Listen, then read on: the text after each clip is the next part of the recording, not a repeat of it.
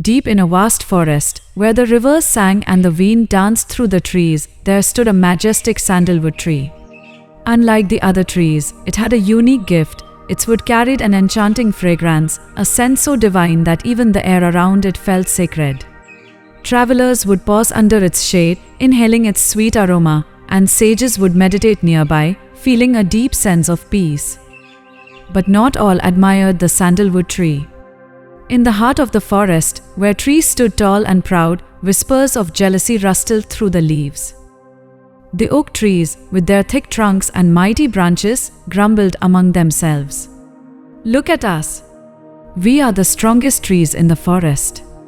Our wood builds great ships and grand palaces. Yet, when travelers come, they do not stop to admire our strength. They only speak of the sandalwood tree's fragrance." The teak trees, known for their toughness, joined in. "Our wood lasts for generations. Carpenters choose us for temples and great halls. Yet, no one praises us as they do the sandalwood tree. What makes it so special?" Even the flowering trees, dressed in vibrant shades of pink, yellow, and red, swayed in discontent. "We bloom with colors that brighten the forest. Our petals dance in the wind like a festival of nature. And yet, people do not seek our beauty, they come only for the scent of the sandalwood tree. Why?" The trees gossiped among themselves, their voices carried by the wind. Some even wished for a storm to strike down the sandalwood tree, while others hoped it would wither away. But the sandalwood tree remained silent. It never boasted of its fragrance, nor did it feel superior to the others. It simply stood tall, offering its scent freely to all, whether they admired it or not. When weary travelers came, it gave them shade. When the wind blew, it released its sweet aroma. Even when people cut its bark to take its precious wood, it did not resist.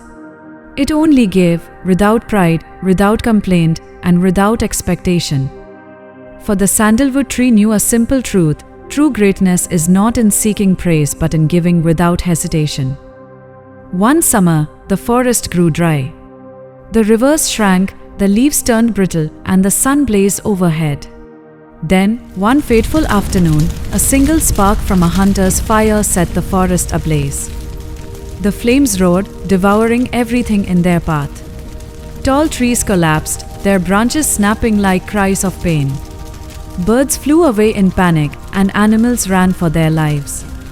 The once beautiful forest became a terrifying inferno. The sandalwood tree, too, was caught in the fire. The flames curled around its trunk, reaching its branches, burning its leaves.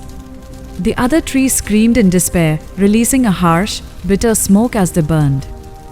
But something remarkable happened with the sandalwood tree. As the fire consumed its bark, it did not release a foul smell like the others. Instead, it released an even stronger fragrance, a sweet, heavenly aroma that spread far and wide. The very fire that sought to destroy it was now carrying its essence across the land. A sage passing through the forest noticed this wonder. He stood still, inhaling the divine scent that filled the air, even as the flames raged on. He turned to his disciples and said, "Look at this sandalwood tree. Even when burned by fire, it does not complain, nor does it release bitterness. Instead, it gives its best, filling the air with its fragrance. This is the nature of the truly wise." The disciples watched in astonishment as the sandalwood tree, though turning to ash, continued to spread its sweet scent. The sage continued, "This is how the noble ones live.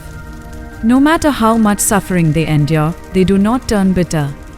Instead, they respond with kindness, patience, and wisdom. The sandalwood tree does not resist the fire, nor does it curse its fate. It simply continues to give, because that is its true nature."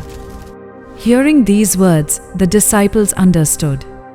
Life, too, would bring its fires, challenges, pain, and loss. But like the sandalwood tree, they must not lose their goodness. Instead of becoming bitter, they should spread kindness. Instead of complaining, they should inspire others. As the fire slowly died down, the once mighty trees were reduced to blackened stumps. But even in death, the sandalwood tree's fragrance lingered in the air, carried by the wind to distant lands. The sage smiled and said, "This is the lesson of life. Hardships will come, suffering will burn away all that is temporary. But those who are wise, those who are truly noble, will leave behind their fragrance, their goodness, their wisdom, their love, long after they are gone." And so, the story of the sandalwood tree in the fire became a lesson for all seekers of wisdom. This profound teaching is reflected in the Upanishads, which remind us that the wise do not let suffering destroy their inner purity.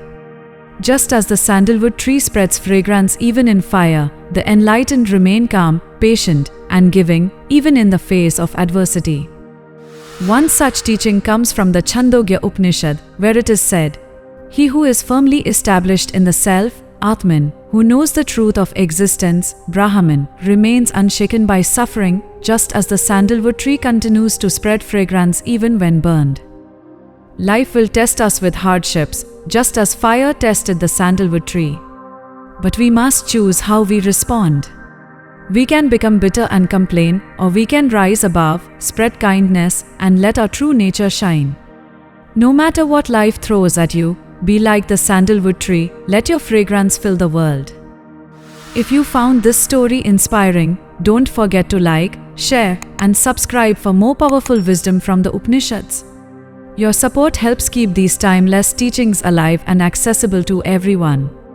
Thank you for being part of this journey. See you in the next video.